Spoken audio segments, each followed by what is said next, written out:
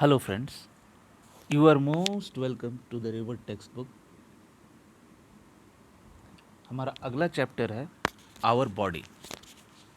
ये काफ़ी interesting chapter है। इसमें हम अपने शरीर के बारे में जानेंगे। इस चैप्टर में हम circulatory system, skeletal system, blood, हमारे बॉडी के ये कुछ महत्वपूर्ण चीज़ें हैं जिनके बारे में हम जानेंगे। तो हम शुरू करते हैं। You have already studied that our body is composed of cells. There are trillions of cells in a human body. जैसा कि आपने पढ़ा है कि हमारा जो बॉडी है वो सेल्स से मिलकर बना है। सेल्स को हम हिंदी में कोशिकाएं कहते हैं। सेल को कोशिका, तो इन कोशिकाओं से मिलके हमारा बॉडी बना है। There are trillions of cells in a human body. हमारे बॉडी में अरबों खरबों सेल्स हैं। अरबों खरबों सेल्स से मिल करके हमारा बॉडी बना है। The cells that perform a common function are grouped together to form a tissue. वो सेल्स जो एक ही तरह का काम करते हैं वे ग्रुप बना करके एक टिश्यू बनाते हैं। The tissues that carry out the same task form an organ. और टिश्यूज जो एक ही तरह का काम करते हैं उनका ग्रुप बनता है और उसे हम ऑर्गन कहते हैं। A group of organs that work together and carry out a function is called an organ system. अब ग्रुप ऑफ ऑर्गन्स, ऑर्गन को हम अंग कहते हैं, तो ये अंगों का समूह मिल करके एक महत्वपूर्ण काम कर रहा होता है, एक खास काम कर रहा होता है, उसे हम ऑर्गन सिस्टम कहते हैं। टिश्यू को हम हिंदी में तंतु भी कहते हैं। ऑर्गन सिस्टम को हम अंग प्रणाली कहते हैं हिंदी में। Different organ systems perform different functions and together make up an organism. अब ये अलग अलग तरह के अंग प्रणालियाँ अलग अलग तरह का काम करती हैं। ये अलग अलग तरह के ऑर्गन सिस्टम्स जो है इनका अपना अलग काम होता है और ये सभी मिला करके एक ऑर्गेनिज्म बनता है, एक बॉडी बनता है, एक जीव बनता है। ऑर्गेनिज्म का हिंदी होता है जीव।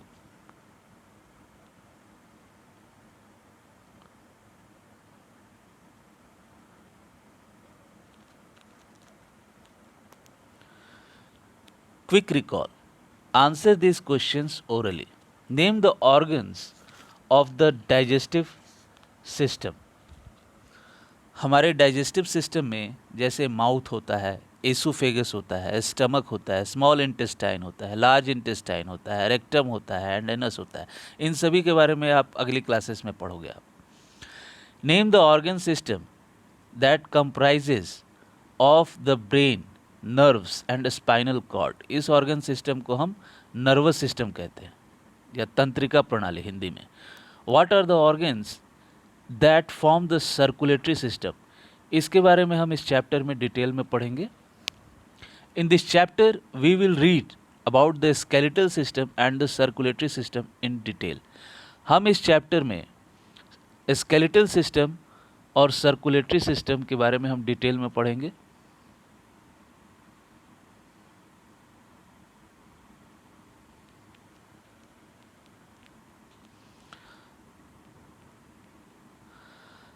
The skeletal system. The skeletal system is a rigid framework of bones that serves many important functions. Skeletal system जिसको हम हिंदी में कंकाल प्रणाली कहते हैं, ये एक रिजिड फ्रेमवर्क है। मतलब कि ये काफ़ी सख्त होता है, काफ़ी मजबूत होता है। ये काफ़ी मजबूत हड्डियों का ढांचा है जो कि काफ़ी महत्वपूर्ण, बहुत सारे महत्वपूर्ण कामों को पूरा करता है ये। It provides support, shape and strength to the body, protects the internal organs and also helps in the movement of our body. There are 206 bones in an adult human body. एक युवा मानव शरीर में 206 हड्डियां होती है।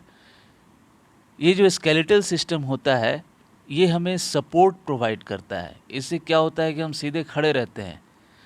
शेप, ये हमें एक शेप प्रोवाइड करता है जिससे कि हम आदमी की तरह दिखते हैं, एक इंसान की तरह दिखते हैं, वरना हमारा कोई भी आकार हो सकता था। ये हमें ताकत प्रोवाइड करता है और हमारे अंदर के ऑर्गन्स को ये प्रोटेक्ट करता है। हमारे अंदर में, हमारे बॉडी के अंदर में बहुत सारे डेलिकेट नाजुक ऑर्गन्स है, जैसे कि किडनी है, लीवर है, लंग्स है। तो इन सारे ऑर्गन्स को ये प्रोटेक्ट करता है। अगर कभी बाहर से चोट लग जाती है तो क्या होता है कि बाहर हड्डी एक तरह का बफर का काम करता है। हड्डी टूट भी जाती है तो अंदर का ऑर्गन्स प्रोटेक्टेड रहता है और हड्डी तो फिर रिपेयर हो जाती है। The skeletal system comprises of the skull. Repair body के और भी ऑर्गन्स होते हैं, लेकिन फिर भी एक तरह का प्रोटेक्शन रहता है क्योंकि हड्डियों का ढांचा काफ़ी मजबूत रहता है और अंदर का ऑर्गन्स वही इन द अपोजिट काफ़ी डेलिकेट होता है।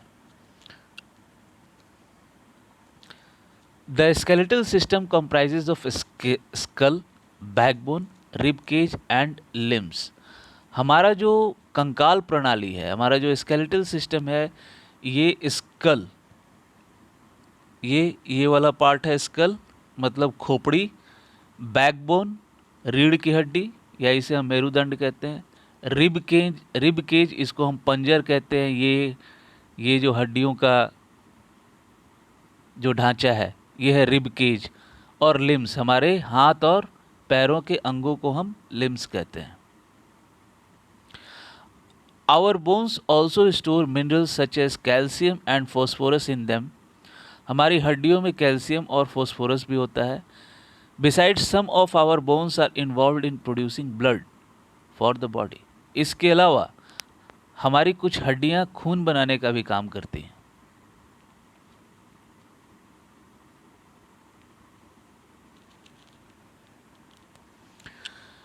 School, the skull is the bony framework of the head.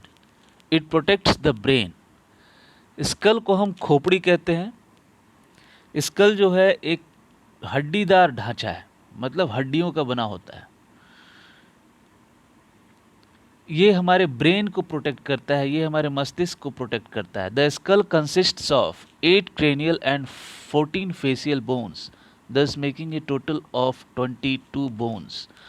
हमारे स्कल में 22 हड्डियां होती हैं जिसमें कि 8 cranial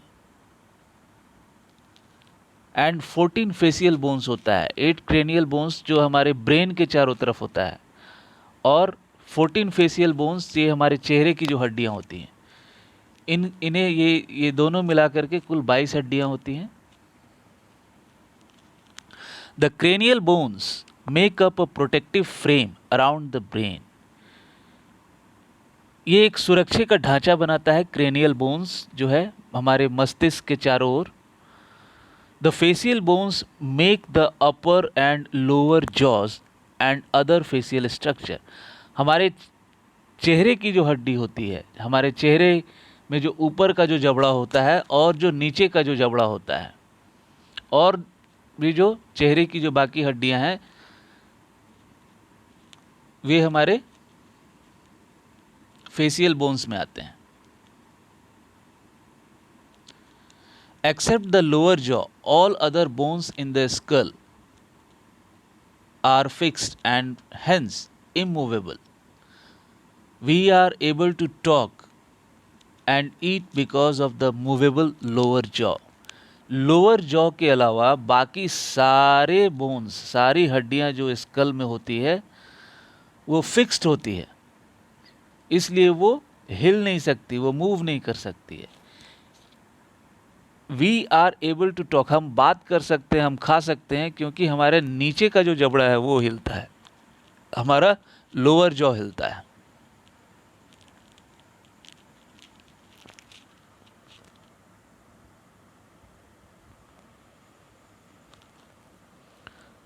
अब बैकबोन,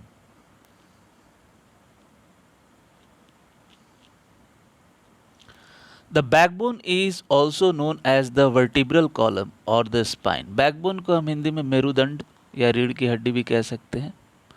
इसे हम वर्टिब्रल कॉलम, स्पाइन भी कहते हैं। It consists of 33 irregularly shaped bones called vertebrae। ये 33 टेढ़ी मेढ़ी इन हड्डियों का जो शेप होता है वो टेढ़े मेढ़े होते हैं, टेढ़े मोड़े एक समान नहीं होते हैं ये हैं। ये 33 हड्डियों का एक समूह होता है, सीधा हमारे पीठ में, हमारे बीच में, मिडिल। इसे हम वर्टिब्रे भी कहते हैं। These bones make a strong framework which protects the spinal cord। ये हड्डियां एक मजबूत ढांचा बनाती है जो कि हमारे स्पाइनल कॉर्ड को प्रोटेक्ट करती है। स्पाइनल कॉर्ड इन हड्डियों के बीच में होता है। The vertebral column enables us to stand upright and maintain our balance। ये वर्टिब्रल कॉलम हमें खड़े रहने में, सीधा खड़ा होने में ये हमें मदद करती है और हमें बैलेंस मेंटेन करने में, हमें संतुलन बनाए रखने में भी ये मदद करता है। Rib cage.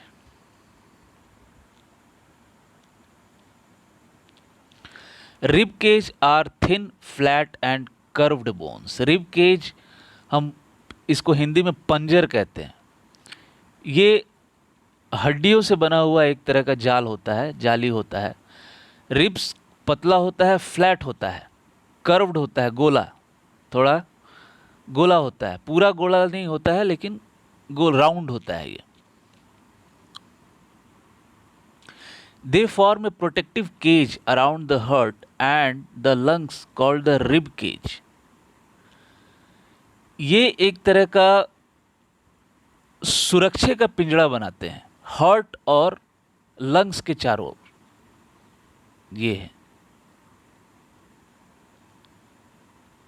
ये है रिब केज, ये वाला पार्ट रिब केज है।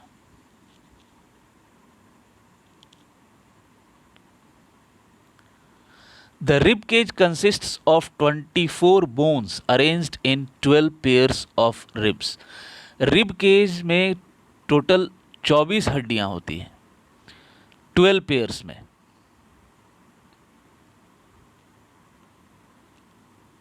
The ribs are joined to the breastbone और the sternum। breastbone को हम sternum भी कहते हैं। sternum in the front and to the backbone at the back।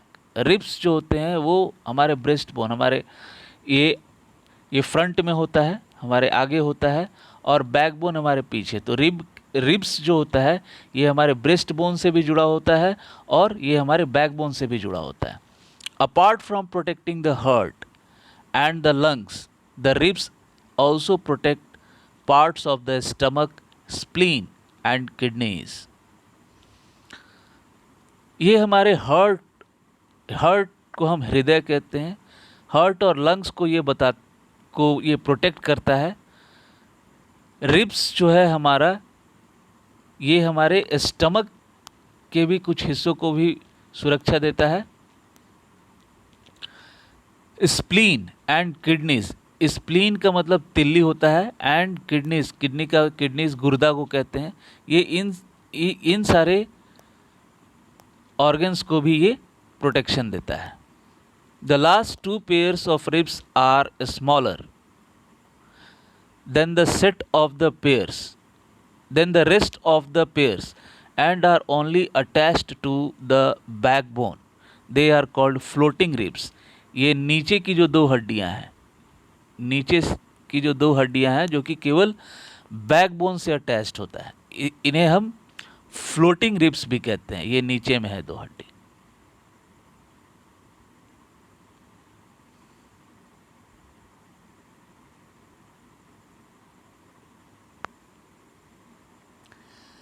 Limbs, हमारे हाथ पैर के अंगों को हम लिम्स कहते हैं। The human body has 2 pairs of limbs. एक मानव शरीर में दो जोड़ा होता है लिम्स का, द फोर लिम्स और the arms and the hind limbs और द लेग्स। हमारे दोनों हाथ को हम फोर लिम्स कहते हैं, हमारे दोनों पैरों को हम हिंड लिम्स कहते हैं। The thigh bone known as femur is the longest bone in the body.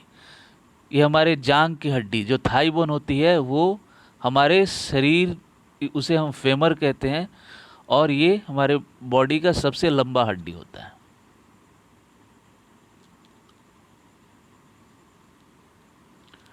Joints, joints को हम हिंदी में जोड़ कहते हैं।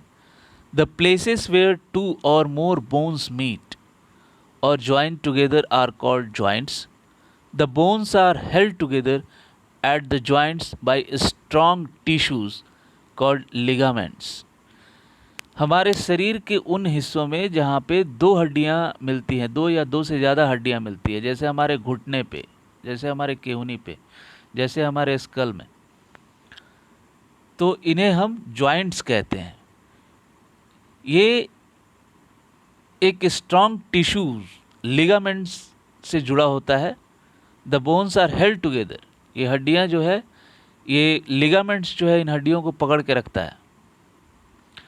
Most of the joints are movable except the joints in the tooth socket and in the skull. ज़्यादातर जो जोड़ होते हैं, जोड़े होते हैं हमारे शरीर में, जॉइंट्स होते हैं, वो मूवेबल होते हैं, वो हिल सकते हैं, वो मूव कर सकते हैं। केवल हमारे दांत के जॉइंट्स जो होते हैं, जो हमारे दांत में जो जॉइंट्स होते हैं और जो हमारे स्कल में जो जॉइंट्स होते हैं, वो नहीं हिलते हैं। Joints in the tooth socket, tooth socket का मतलब जिसमें हमारा दांत जाके फिक्स हो जाता है। एक there are 4 types of movable joints. 4 तरह के मूवेबल जॉइंट्स होते हैं। The hinge joint, the ball and socket joint, the pivot joint and the gliding joint.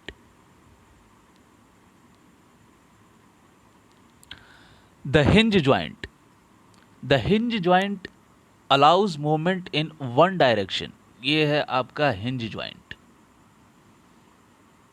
ये वाला, ये वाला।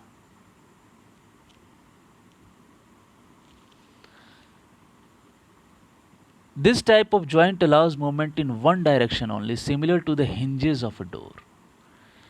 इस तरह के जो जोड़े होते हैं, ये हमारे बॉडी के पार्ट्स को एक खास डायरेक्शन में ही जाने का अलाउ करते हैं। जैसे कि दरवाजे में एक हिंज लगा होता है बीच में, जो कि एक लिमिट के बाद वो दरवाजे को बाहर जाने नहीं देता है। एक लिमिट तक ही दरवाज़ा मूव कर सकता है, एक खास डायरेक्शन में ही। ठीक उसी तरह से ये जॉइंट्स होते हैं। बोन्स इन द एल्बो, हमारे केहूनी का, हमारे घुटनों का, नी, टोज, अंगूठों का, हमारे उंगलियों का, and fingers have hinge joints. हमारे एल्बो में, नी में, टोज में, फिंगर्स में हिंज जॉइंट्स है। The ball and socket joint, in this joint the ball like end of one bone fits into a cup-like cavity of the other bone. It allows movement in all direction. इस joint में क्या होता है कि हड्डी का एक भाग जो होता है वो बॉल की तरह होता है, जो कि दूसरे हड्डी की एक पार्ट जो कि कप की तरह होता है, उसमें इस तरीके से फिक्स हो जाता है, एकदम बिल्कुल फिक्स हो जाता है, और वो हमें हर डायरेक्शन में मूवमेंट का, हमारे बॉडी पार्ट्स को मूवमेंट को अलाउ करता है। जैसे shoulder and hip bones are of this type. Shoulder bone हमारे कंधे में जो जॉइंट है, हम अपने हाथ को हर डायरेक्शन में घुमा सकते हैं।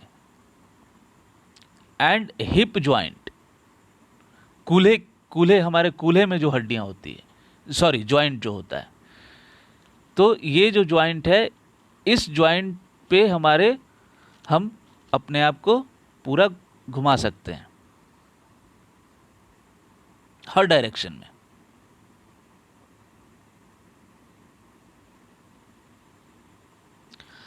The pivot joint, pivot joint हम मुख्य जोड़ को कहते हैं, इसको हिंदी में हम मुख्य जोड़ कहते हैं। Pivot joint allows rotation only, मतलब गोल गोल घूमता है, ये ज्वाइंट गोल गोल घूमता है, सॉरी ये ज्वाइंट मतलब मूवमेंट को मतलब राउंड अलाउ करता है। In this point, in this joint the rounded surface of one bone fits into a ring formed by the other bone। इसमें क्या होता है कि जो एक हड्डी का जो राउंड शेप होता है वो जा करके फिट हो जाता है दूसरे हड्डी का के रिंग में। दूसरे हड्डी का जो बनावट होता है उसका बनावट एक रिंग की तरह होता है, इस तरीके का बनावट होता है कि दूसरा हड्डी उसमें जा करके फिट हो जाता है। Joint between the neck and the head is a pivot joint. हमारे नेक में और हमारे हेड का जो ज्वाइंट है इसे हम पाइवोट ज्वाइंट कहते हैं।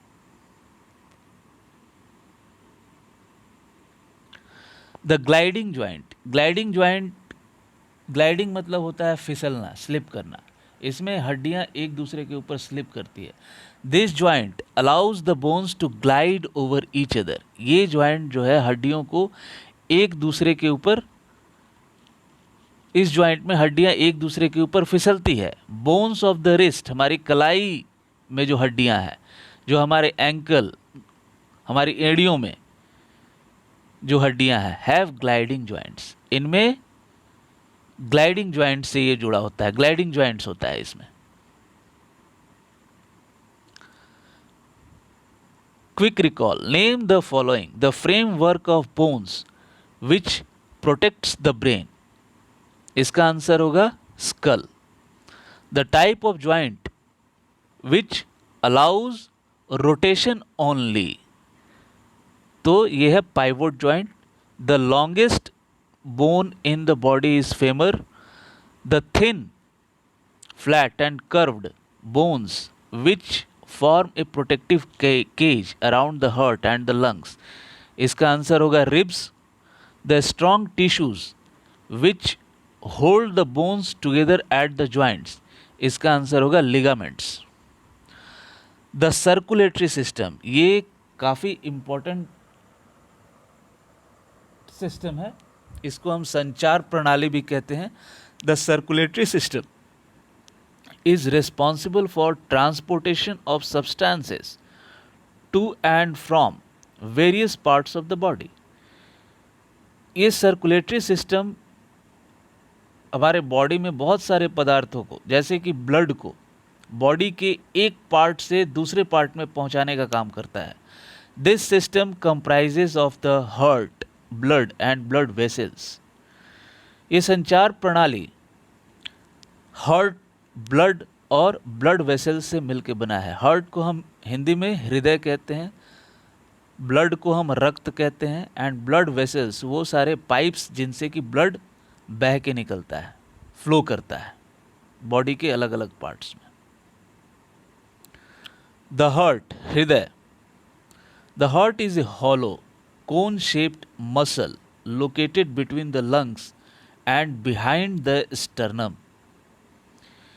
हमारा हृदय खोखला होता है, कोन शेप का होता है, कोन शेप्ड मसल होता है ये लंग्स और ये लंग्स के बीच में होता है और स्टर्नम के पीछे होता है।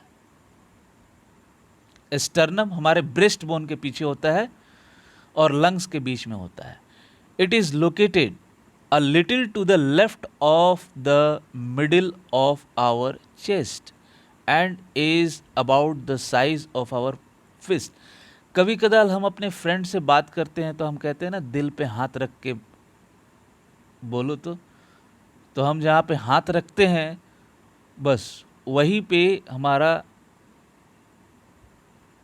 हार्ट होता है। हमारे हार्ट में मिडिल पार्ट से, हमारे हार्ट के मिडिल से थोड़े लेफ्ट साइड में ये लोकेटेड होता है और इसका साइज हमारे मुट्ठी के बराबर होता है। The heart is divided lengthwise into two parts by the muscular wall. ये लंबाई के हिसाब से ये दो पार्ट्स में डिवाइडेड है, इसके बीच में एक मस्कुलर वॉल होता है. Each half is divided into upper and lower chambers by halves. अब ये देखिए, ये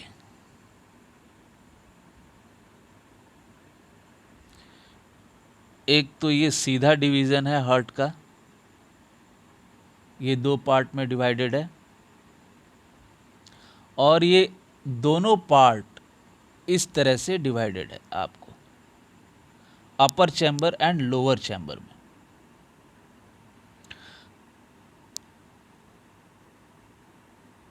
each half is divided into upper and lower chambers by valves. अब ये जो दोनों पार्ट है, ये अपर चैम्बर मतलब ऊपर में, और लोअर चैम्बर मतलब नीचे.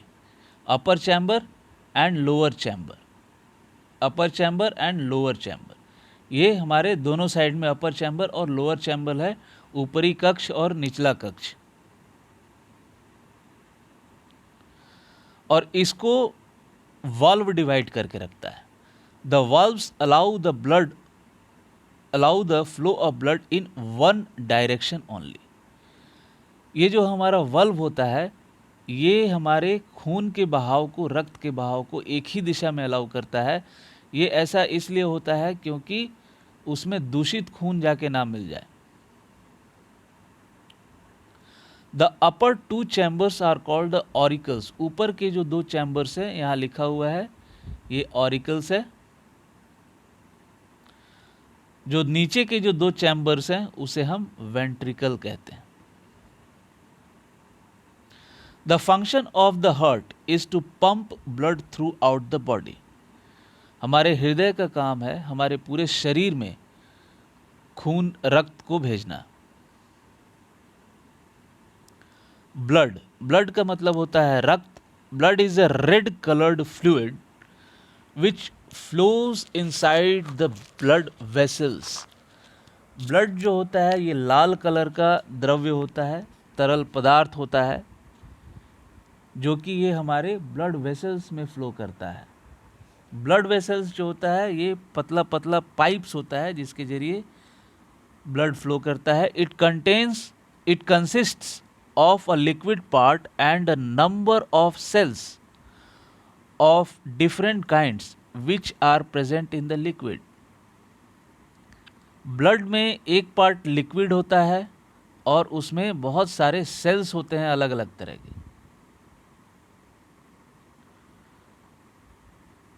और ये सारे सेल्स उसी लिक्विड में प्रेजेंट होते हैं. The red blood cells The red blood cells or the red blood corpuscles carry oxygen from the lungs to different parts of the body. Red blood cells या फिर इसको हम red blood corpuscles भी कहते हैं, ये ऑक्सीजन कैरी करता है हमारे लंग्स से हमारे बॉडी के दूसरे पार्ट्स में, ये ऑक्सीजन कैरी करता है. They also help to remove carbon dioxide from the body. और ये हमारे बॉडी से कार्बन डाइऑक्साइड को निकालने में भी मदद करता है. Red blood cell. The white blood cells और the white blood corpuscles help to fight infection. ये वाइट ब्लड सेल्स जो होता है ये हमें संक्रमण से बचाता है, इन्फेक्शन से बचाता है, किसी बाहरी बुरे असर से बचाता है. There are another type of blood cells that help in clotting of blood. एक दूसरे प्रकार का ब्लड सेल्स होता है जिसे हम जो कि हमारी मदद हमारे खून को जमाने में करता है. This cells are called platelets. इनको हम प्लेटलेट्स कहते हैं. कभी कदार हम खेलते हैं, खेलने के दौरान चोट लग जाता है तो खून हमारा गाढ़ा हो जाता है, तो क्या होता है कि ब्लड का फ्लो कम हो जाता है. ये प्लेटलेट्स जो होता है ये खून को गाढ़ा करने में ये हेल्प करता है।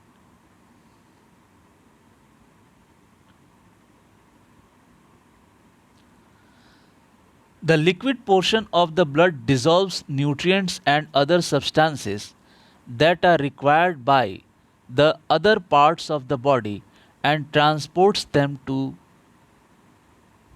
those parts।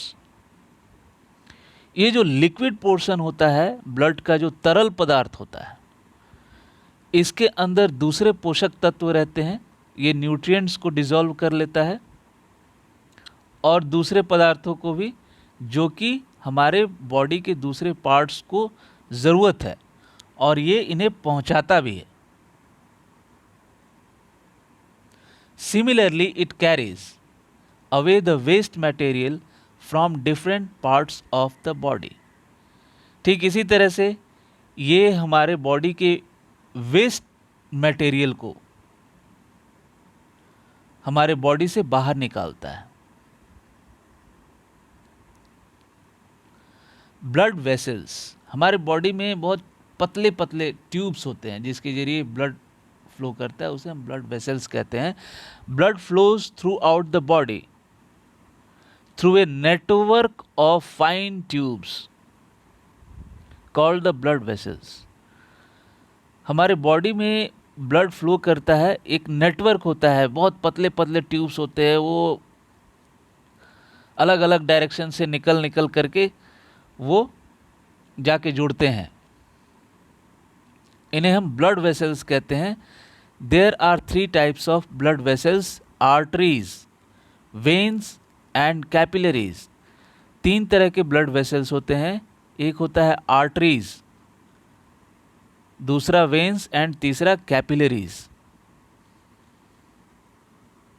The blood vessels that carry oxygen rich blood from the heart to different body parts are called arteries। arteries ये है, arteries यहाँ पे देख लीजिए डायग्राम में दिया हुआ है।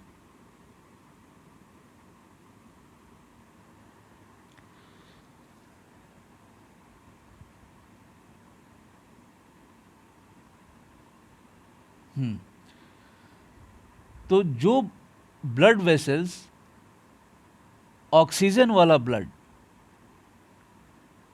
हार्ट से हमारे बॉडी के दूसरे पार्ट्स में पहुंचाता है, उसे हम आर्टरीज कहते हैं।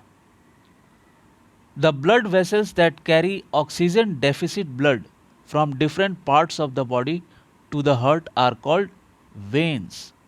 वो ब्लड वेसल्स जो oxygen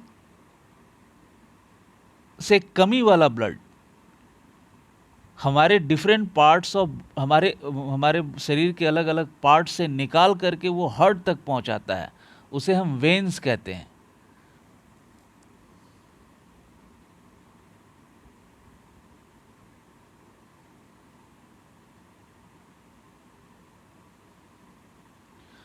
When arteries reach an organ, they branch into very fine tubes called capillaries। आपने पेड़ को देखा होगा, पेड़ का तना कैसे ऊपर जा करके अलग अलग ब्रांचेज में बढ़ जाता है, वो ब्रांचेज में भी और छोटे छोटे ब्रांचेज निकल जाते हैं। ठीक इसी तरह से आर्टरीज जो होता है, जब वो किसी ऑर्गन तक पहुंचता है तो वहां पे वो ब्रांच की तरह हो जाता है, वो शाखाओं में बढ़ जाता है। हाँ, पतले पतले ट्यूब्स की शाखाओं में वो बढ़ जाता है, उन्हें हम कैपिलरीज कहते हैं। The capillaries help to carry blood to every cell of the body in order to supply it with oxygen and nutrients. ये कैपिलरीज क्या करता है कि ये हमारे बॉडी के हर सेल में ये ब्लड को पहुंचाता है। ब्लड के जरिए ये ऑक्सीजन और दूसरे पोषक तत्वों को पहुंचाता है, न्यूट्रिएंट्स को भी पहुंचाता है। When the blood leaves an organ, capillaries join together to form larger and larger vessels and ultimately form the veins. यही कैपिलरीज जो है ये वेन्स बन जाता है। कब? जब हमारा ऑर्गन उस ब्लड को यूज़ कर लेता है, ऑक्सीजन रिच ब्लड, और उसे वापस छोड़ता है, ऑक्सीजन डेफिशिट ब्लड। तो जब वापस छोड़ता है तो ये जो कैपिलरीज है ये ज्वाइन हो करके ये बड़ा हो जाता है और ये वेन्स बन जाता है और वापस ऑक्सीजन डेफिसिट ब्लड को ये कैरी करता है।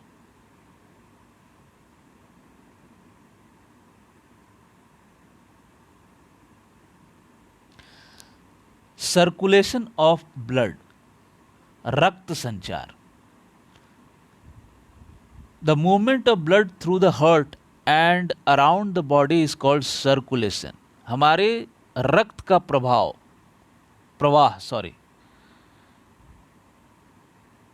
हमारे हार्ट से हमारे पूरे बॉडी में जो होता है उसे हम सर्कुलेशन कहते हैं। The circulation of blood in the body takes place in the following manner.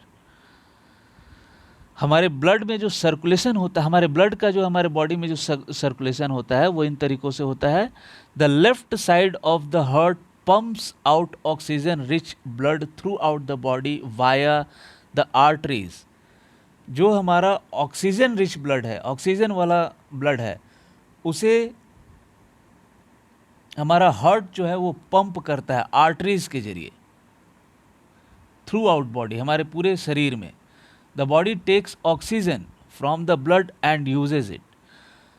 अब ब्लड हमारे पूरे बॉडी में पहुंचने के बाद बॉडी क्या करता है? ऑक्सीजन को यूज़ करता है, या ऑक्सीजन को ले लेता है हमारे ब्लड से और उसको यूज़ करता है। In turn it releases carbon dioxide. Oxygen को यूज़ करता है और कार्बन डाइऑक्साइड को छोड़ता है, कार्बन डाइऑक्साइड को और वेस्ट को छोड़ता है into the blood. The returning blood enters the right auricle, which pours it into the right ventricle.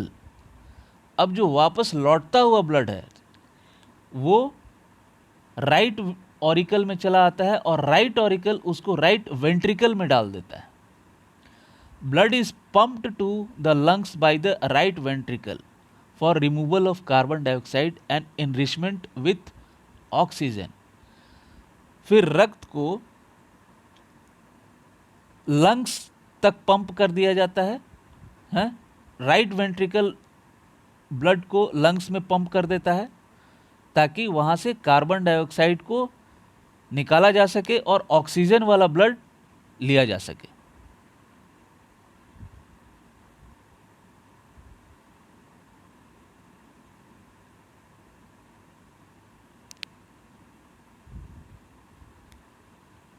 The oxygen rich blood now enters the heart again through the left auricle and the process continues.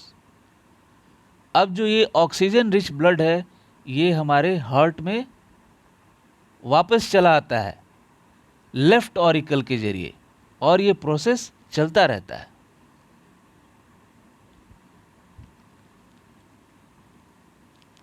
Heart sounds, हमारा heart beat करता है, धक धक धक धक करके आवाज़ आता है। The heart relaxes and contracts while pumping blood. हमारा हार्ट जो है वो रिलैक्स करता है, मतलब अपने आप को ढीला छोड़ता है और कॉन्ट्रैक्ट करता है, फिर सिकोड़ता है जब वो ब्लड को पंप करता है। This relaxation and contraction of the heart is known as heart beat. ये जो रिलैक्सेशन है, ये जो हार्ट का जो ढीला छोड़ना और फिर उसको कस के सिकोड़ना, ढीला छोड़ना और सिकोड़ना, इसे हम हार्ट बीट कहते हैं। We can feel our heart beat by placing our hand on the left side of our chest. हम अपने हार्ट बीट को हमारे चेस्ट के बाएं तरफ हाथ रख के फील कर सकते हैं, लेफ्ट साइड में। The heartbeat of an adult human being at rest is between 65 to 75 per minute. एक नॉर्मल ह्यूमन बीइंग, एक एडल्ट ह्यूमन बीइंग, युवा जो कि रेस्ट में है, मतलब कोई फिजिकल वर्क नहीं कर रहा है, आराम से है, तो उसका हार्ट बीट 1 मिनट में 65 to 75 होता है। It increases when a person is doing some physical activity, अगर वो आदमी ज़्यादा मेहनत करने लगता है, कुछ फिजिकल एक्टिविटी करने लगता है, तो हार्ट बीट तेज हो जाता है। We can listen to our heart beats clearly with the help of an instrument called stethoscope. हम हमारे हार्ट बीट्स को क्लियरली आराम से सुन सकते हैं। एक इंस्ट्रूमेंट है बगल में, यहाँ डायग्राम में दिया हुआ है, इसको हम स्टेथोस्कोप में, इस स्टेथोस्कोप कहते हैं, ये डॉक्टर्स यूज़ करते हैं।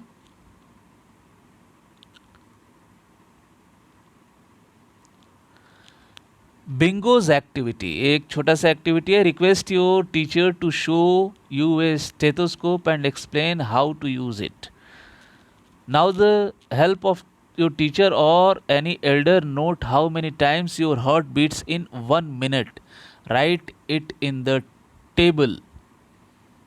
अब आप पहले तो आप अपने टीचर को कहिए कि वो आपको एक स्टेथोस्कोप दिखाएं और उसको एक्सप्लेन करें कि हम उसको कैसे यूज़ करते हैं।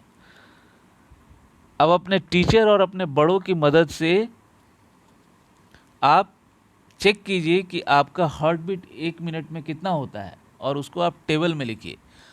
Note the number of times your heart beats in 1 minute in the following condition. 1 minute में आपका हार्ट कितना बार बीट करता है वो आप इन 3 परिस्थितियों में आप चेक कीजिए। पहला, after running for a few minutes, कुछ मिनट्स दौड़ने के बाद आप चेक कीजिए आपका हार्ट बीट 1 मिनट में कितना होता है। आफ्टर स्लीपिंग, सोने के बाद।